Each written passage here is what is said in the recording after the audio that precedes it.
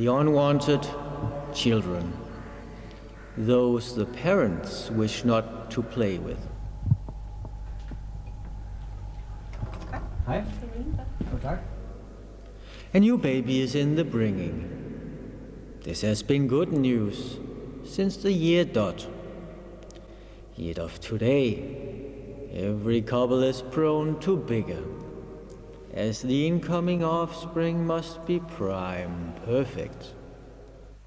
Thus they abide the gene test, the modern oracle answer from the altar of technique, and no one dares delight until the genetics have spoken.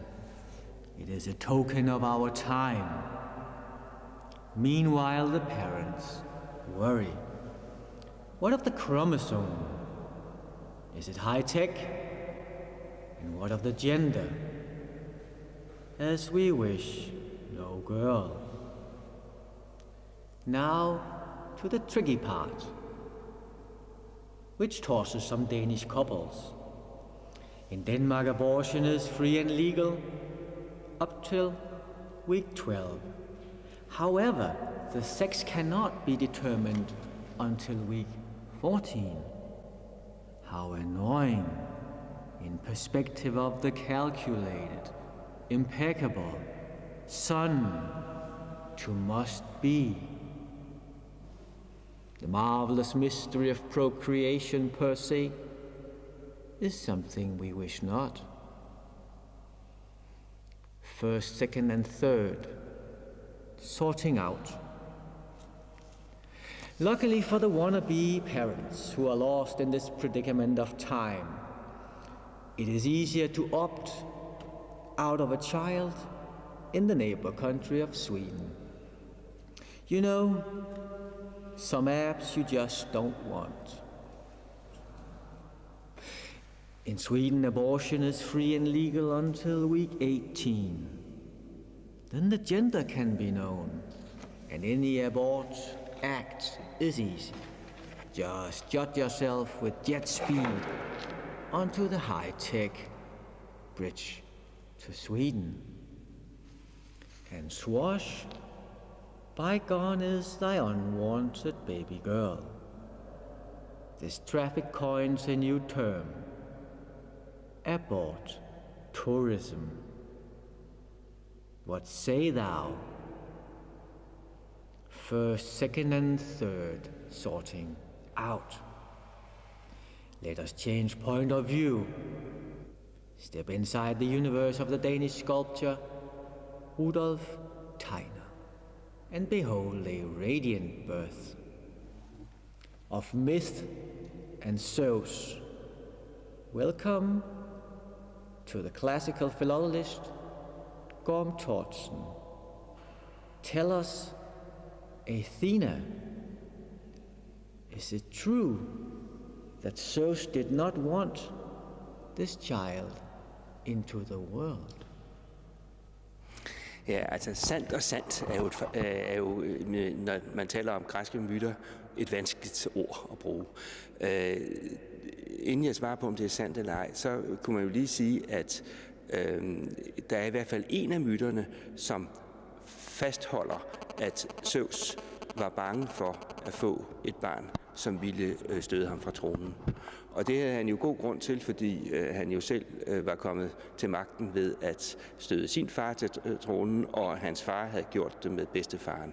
Så man kan sige, at det var en lidt samspilsramt familie, hvor konflikter løstes på den der ret voldsomme måde. Hvordan undgik han, at hun kom til verden? Kom til verden? Det gjorde han jo altså så ved at sluge sin kone. Og det lyder jo ret voldsomt. I græske myter, der sker der meget voldsomme ting, og, altså drab og spisning af børn og den slags ting er helt normale.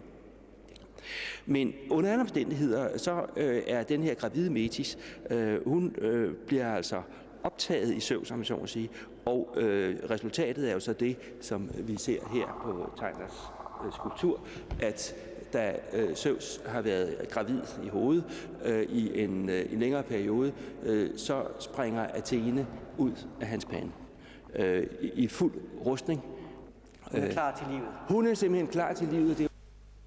Healthy and viable, Athena jumps towards the sky.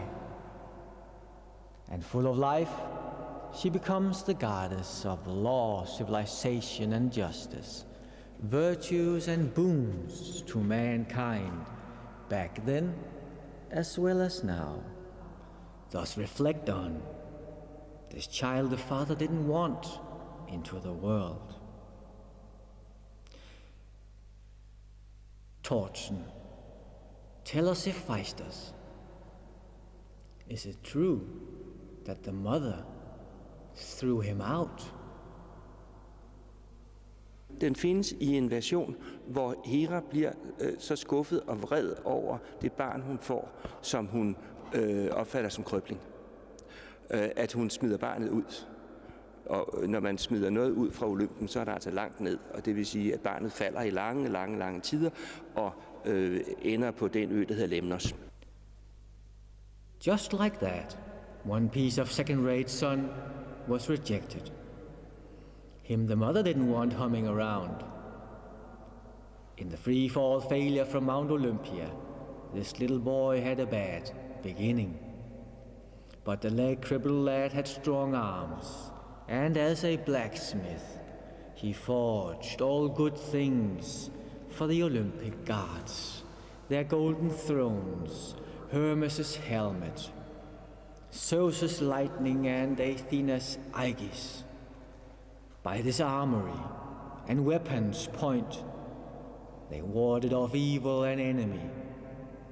Thus reflect on if Hera had succeeded in her dumping down the genetic drain, would the gods still have had their cheerful anklets Olympia, first, second, and third, sorting out? What say thou, Berthélaine?